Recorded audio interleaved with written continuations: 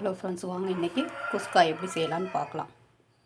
இப்போது அதுக்கு தேவையான பொருட்கள் என்னென்னு பார்க்கலாம். பிரிஞ்சி இலை 2, சோம்பு 1 ஸ்பூன், பட்டை ஒரு துண்டு, மராட்டி மொக்கு பெருசில் 1, சிறுசில் 2 எடுத்துருக்கேன், ஸ்டார் பூ, லவங்கம் ஒரு 5, ஏலக்காய் ஒரு 3, பெரிய வெங்காயம் ஒரு 2 எடுத்து இந்த மாதிரி மெலிசாக கட் பண்ணி வச்சுக்கோங்க. பச்சை மிளகா ஒரு 4, தக்காளி பெருசாக இருந்தால் 1 எடுத்துக்கோங்க, சின்னதாக இருந்தால் 2 எடுத்துக்கோங்க. நிறைய போட்டிங்கன்னா தக்காளி சாதம் மாதிரி ஆகிடும். இந்த மாதிரி சின்னதாக கட் பண்ணி வச்சுக்கோங்க. கொத்தமல்லி ஒரு கைப்பிடி, புதினா ஒரு கைப்பிடி, இந்த மாதிரி சிறுசாக அரிஞ்சு வச்சுக்கோங்க.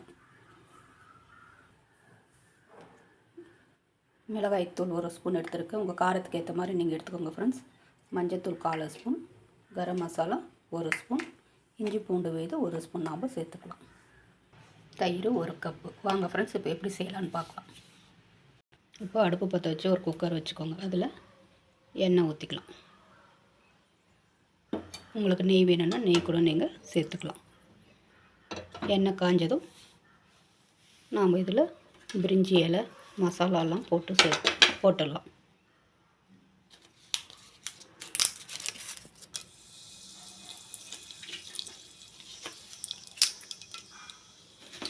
இப்போ இந்த மசாலா ஐட்டம் எல்லாம் நம்ம சேர்த்துக்கலாம். இப்போ இதில் வெங்காயம் சேர்த்துக்கலாம். வெங்காயம் ஒரு 2 நிமிஷம் வதங்கினா போதும்.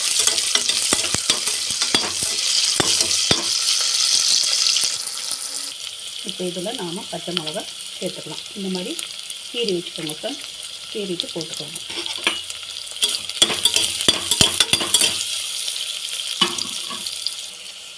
இதிலேயே நாம் இஞ்சி பூண்டு விழுது சேர்த்துக்கலாம்.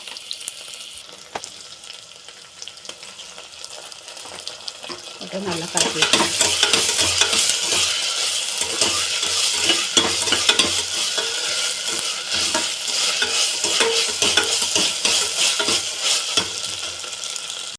இப்போ இதிலேயே நாம் தக்காளி சேர்த்துக்கலாம் ஃப்ரெண்ட்ஸ். தக்காளி நல்லா வதங்கட்டும்.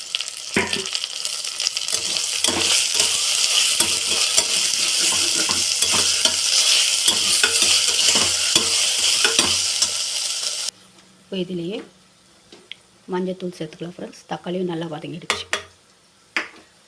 மிளகாய்த்தூள், கரம் மசாலா, இதோடு புதினா கொத்தமல்லியும் சேர்த்துக்கோங்க.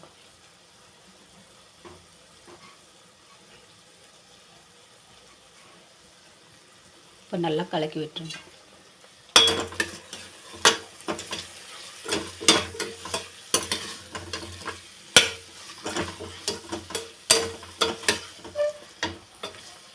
இப்போ இதிலேயே நாம் தயிர் ஊற்றிக்கலாம்.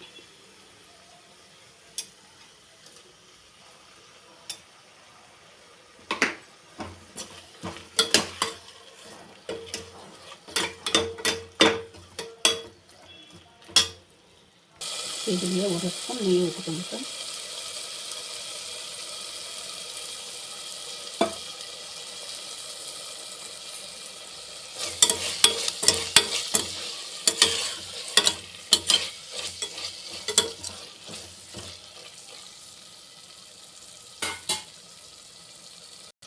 இப்போ நான் 1.5 டம்ளர் அரிசி எடுத்துருக்கிறேன் ஃப்ரெண்ட்ஸ்.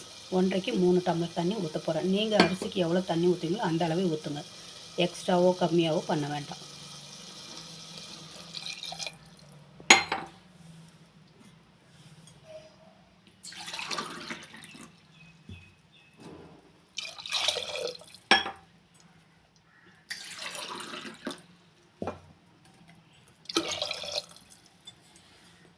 இதுக்கு தேவையான அளவு உப்பு நாம் சேர்த்துக்கலாம்.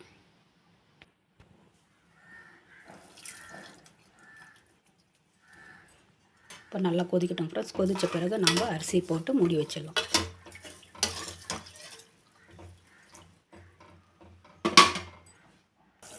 இப்போ நல்லா கொதிக்க ஆரம்பிச்சிடுச்சு ஃப்ரெண்ட்ஸ். நம்ம அரிசியை போட்டுடலாம்.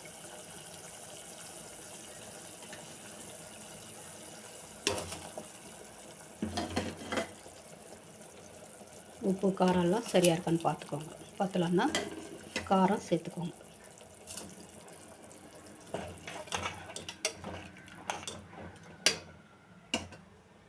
இப்போ நல்லா கொதிக்க ஆரம்பிச்சிடுச்சு ஃப்ரெண்ட்ஸ். நம்ம மூடி போட்டு மூடி விட்டுடலாம்.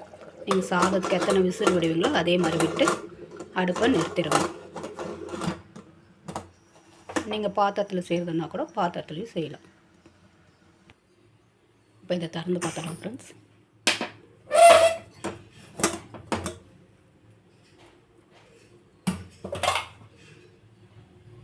இப்போ பார்த்திங்கன்னா நல்லா பளபளன்னு வந்திருக்கு.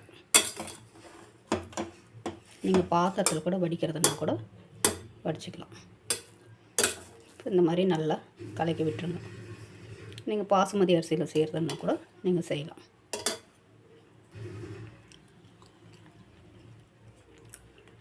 நல்லா டேஸ்ட்டாக இருக்கும் ஃப்ரெண்ட்ஸ். நீங்களும் இதே மாதிரி செஞ்சு பாருங்கள். செஞ்சு பார்த்துட்டு கமெண்ட் பண்ணுங்கள், ஷேர் பண்ணுங்கள், சப்ஸ்கிரைப் பண்ணுங்கள், லைக் பண்ணுங்கள். நன்றி, வணக்கம்.